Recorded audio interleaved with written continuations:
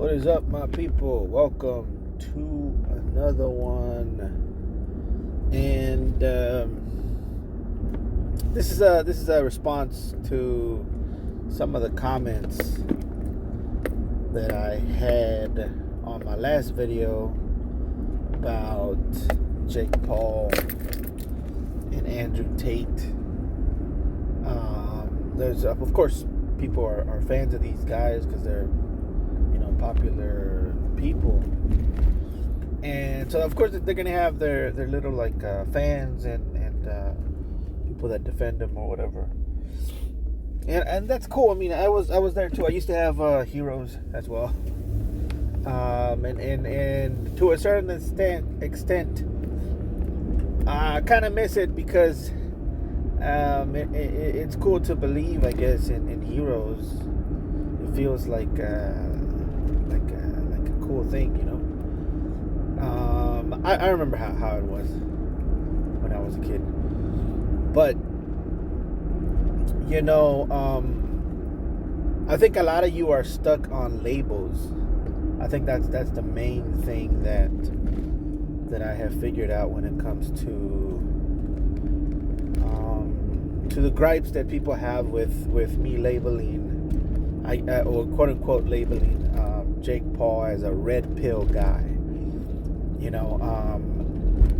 That's really what this video is about. And also I'm going to talk about as well Andrew Tate, and because people are also saying that he's not red pill, that he's against the red pill movement, and that I think one of the guys said that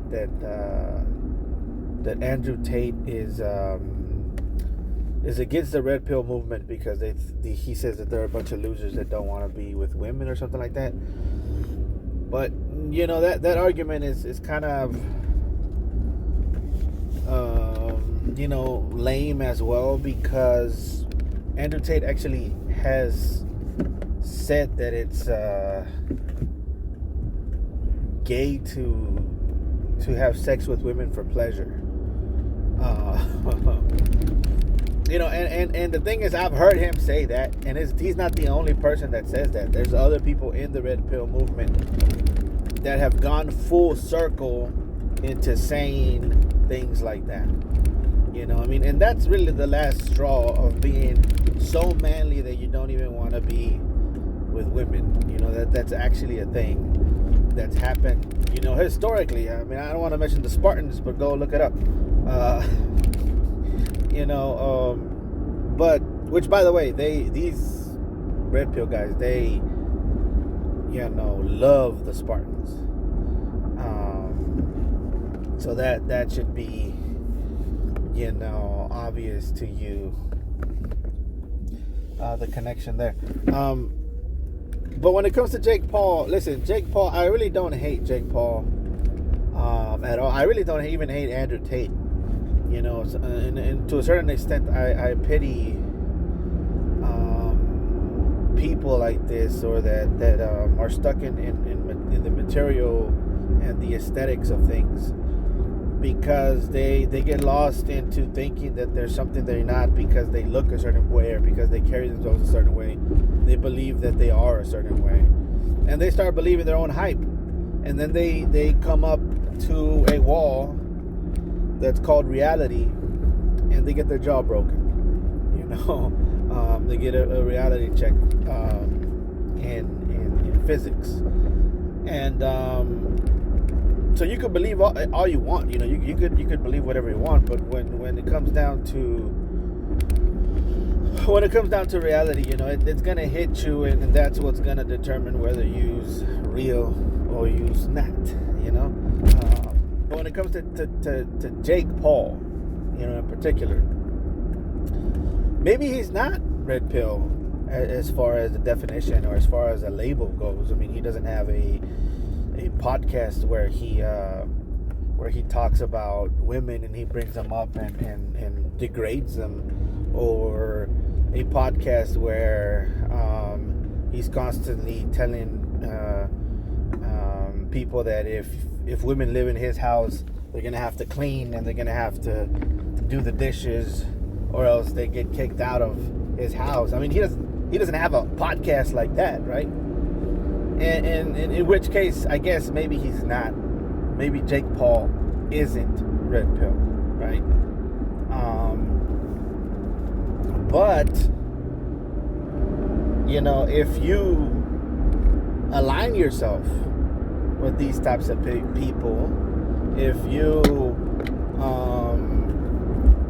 you know, vote for people that are, you know, trying to make these same changes that are, you know, affecting women's rights or rolling back women's rights, guess what?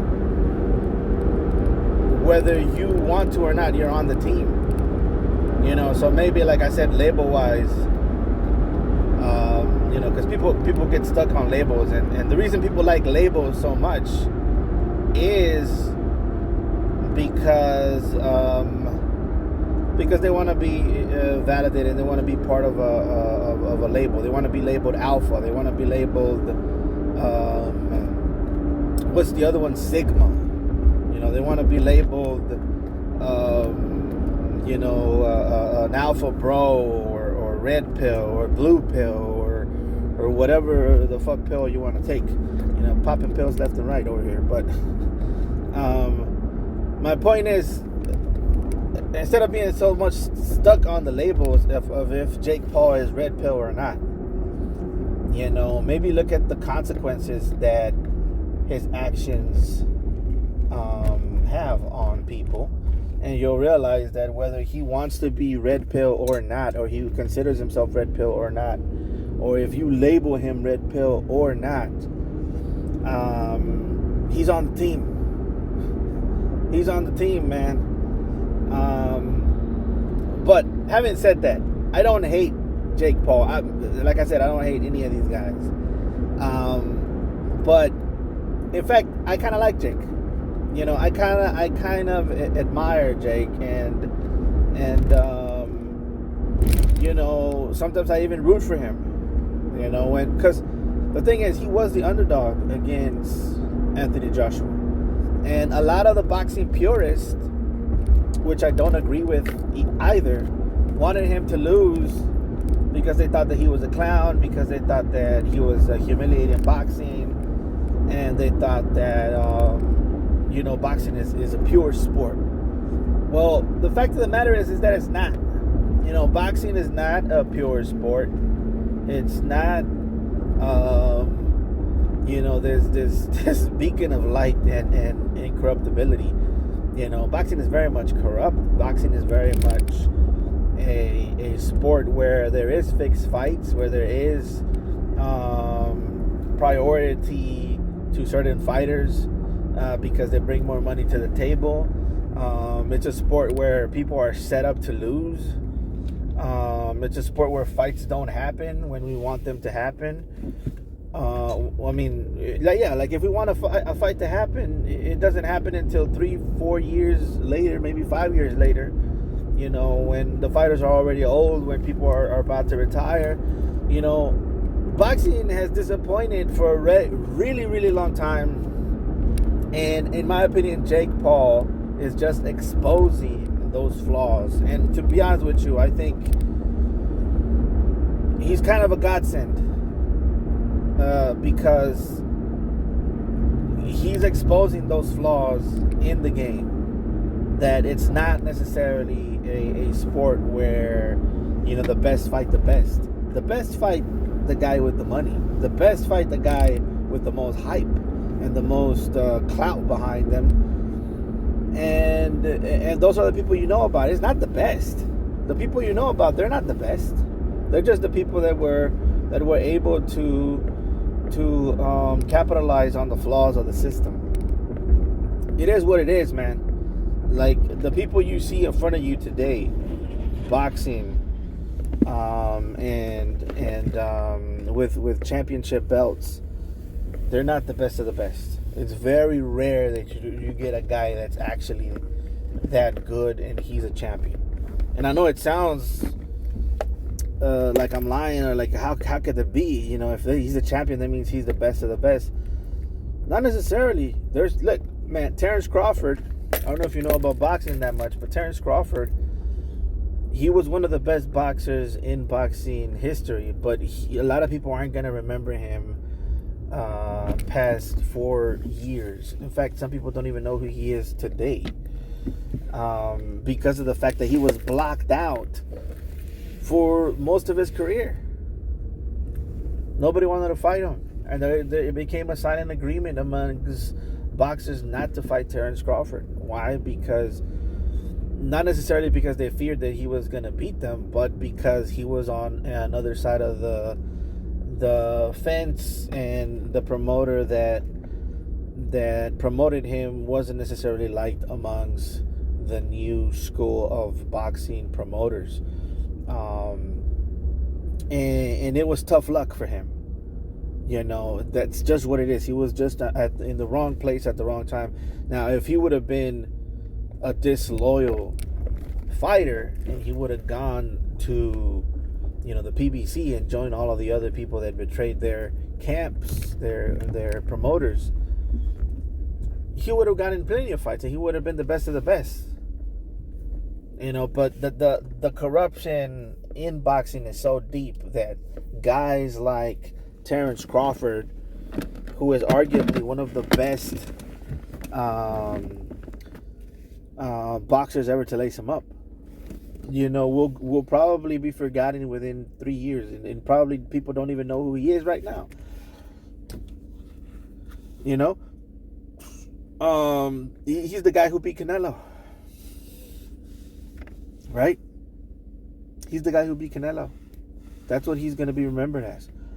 And I mean, maybe, I don't know, maybe I'm not in the circles to where people know, you know. Let's put it this way.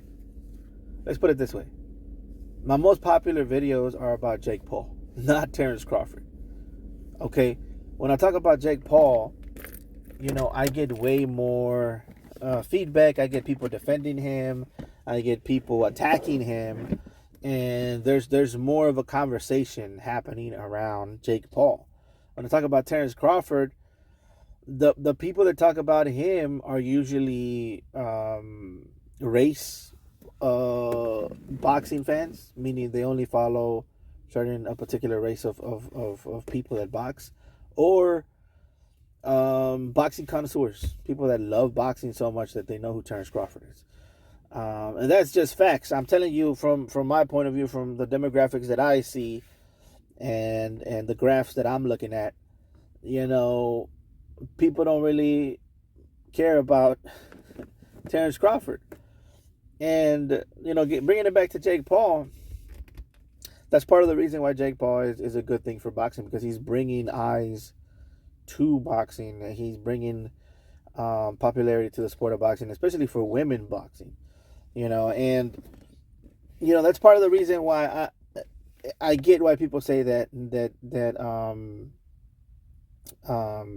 Jake Paul isn't red pill, because to a certain extent he is, you know, kind of the main advocate for women's boxing. But at the same time, you know, there's a lot of people that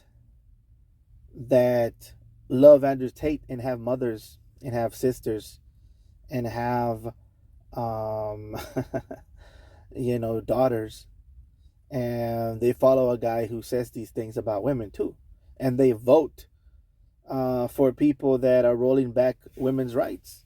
And so you look at that and you say, are these people stupid? Maybe. You know, or maybe they just made a bad decision and they were overthinking about tortilla prices or something. I don't know. But anyways, moving on here to